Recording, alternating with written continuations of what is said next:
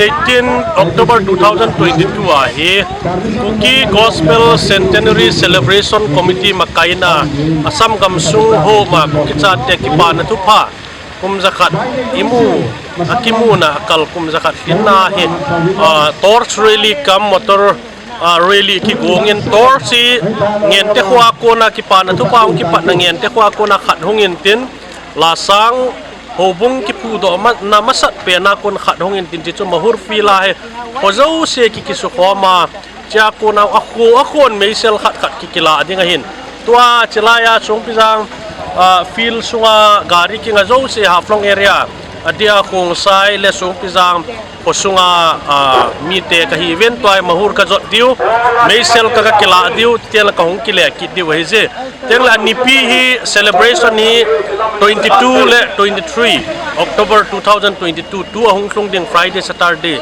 Sunday hong hi di tiang ka ka pon do tha he je pa ne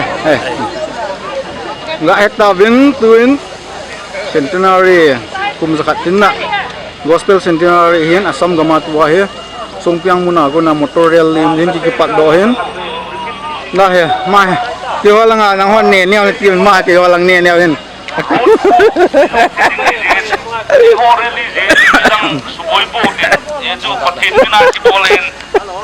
left side lang che chiu tin mai này du la sa chem pa chu ye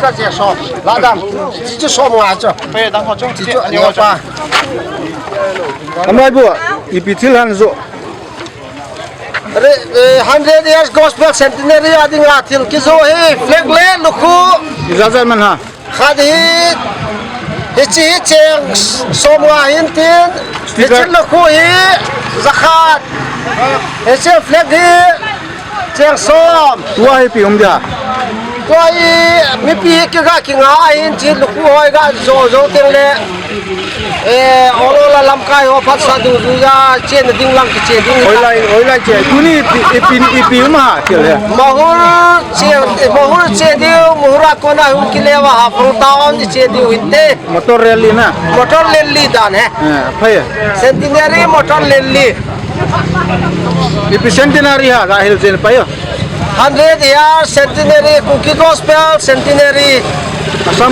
Assam oleh India Assam azo hinte apa ya dia di cek ya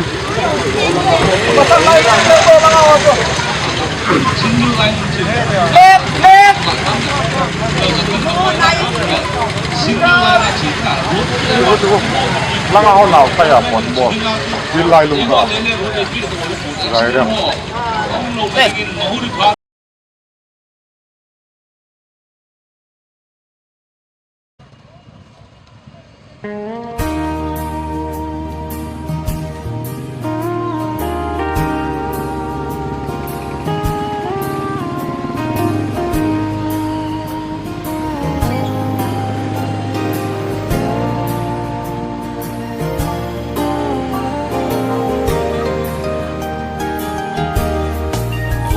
Gospel calls in faith, Tama sitting the day. Nang mga ida dansa, sang tampi apunta. Muzinga mulaw le, zazing at zalohon, natil bolte, adam nang aizinga.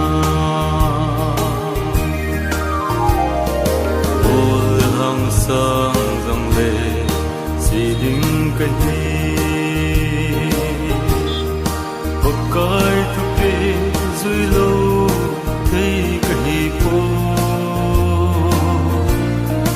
angai lut na e so ka cham lo in hokai na to ka kin hi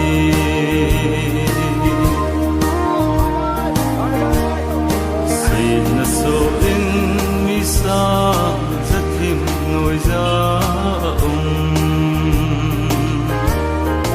Calvary so chana ni so long he lovin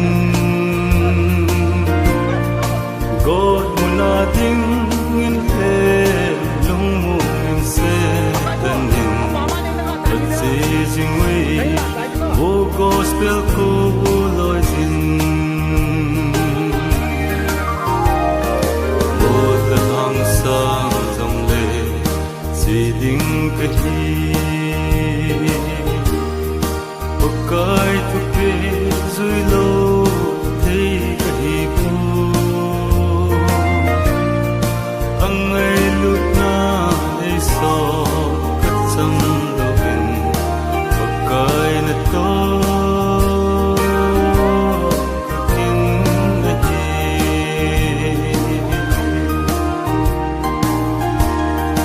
gospel câu na sang nu lâu rồi sẽ thế hoa xuân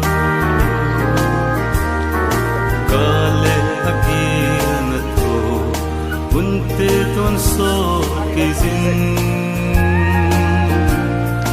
dù kỳ si trong lệ ngày đêm ta lâu đình ở trong hoa tuôn so thêm mô trong ta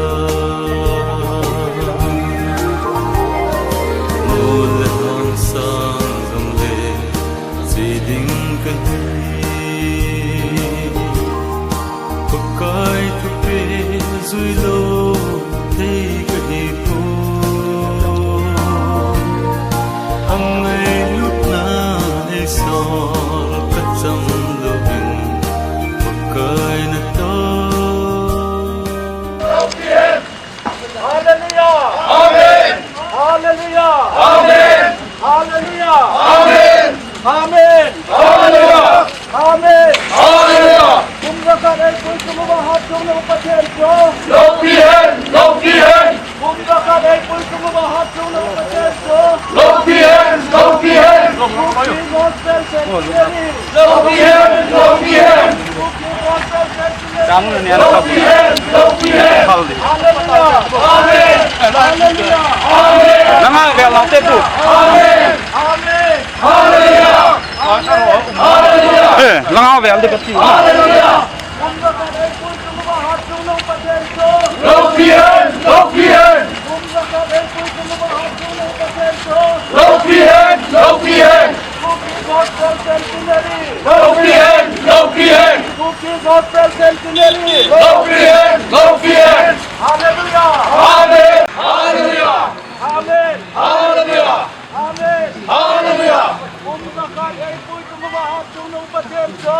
Lopien! Lopien! Kumbakan ay kung sumubahat yung napatensyo. Lopien! Lopien! Cookie Gospel Centenary. Lopien! Lopien! Cookie Gospel Centenary. Lopien! Lopien! Hallelujah! Amen! Hallelujah! Amen! Hallelujah! Amen! Amen! Hallelujah! Amen! Hallelujah! Amen! Hallelujah! 诸位那个好的，咱那个好的，我们些人把些创新，都啊，还有阿面上主应该是比较两环的，还是些少，他看到没是那个好环境，诶，诶，那个外头木兰，มีก็หาเตียงว่าให้เลยอุปาสีชงินฮาเลลูยาอาเมนเจหินมาคุยจิตถึงให้ที่มันหาดิวถ้าขัดก็หาดิวฮัลโหลฮัลโหลฮัลโหลตัวมีเซลุงที่ฮัลดิ้งเฮจิลังดิ้งเฮเงินเตะหูบุปปูเฮจิปานทุพาหูสุนตะคูเฮเจลังดิ้งเฮลาสังกสุงหูบุงทักเลงเฮอีกำสุงว่าคริสตาหูบุงอากิตุนดอกนะมาสักเป็นอาหินามีเซลนี่เฮหงกิลาเฮเซ halte ni he ngete langa upapu hi cross sipai missionary in sungmite atute in lasang langa meisel lam kai pa hi ipu khutindo changsan ama chapa gospel analut masapen hi umjaneita ama nilam kai na ko na meisel ki hal hi ako a ikila ki du hi je Patin lopin at sangin amanin gospel meisel ay halpi talew pante. Hallelujah. Kung nakalay po sumuwahat sa unang patenso. Kung nakalay po sumuwahat.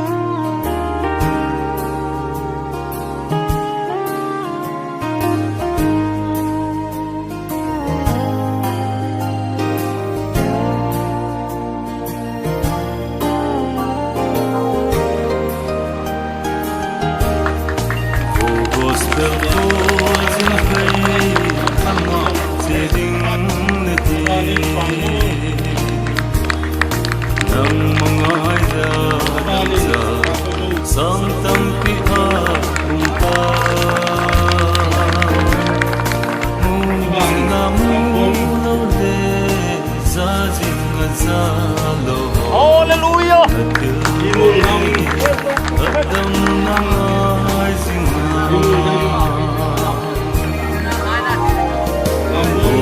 Ulang sang dang le siding kadi Kai tupi zui lo Kay kadi Ang ay lut na iso Katsam doin Pagkay na to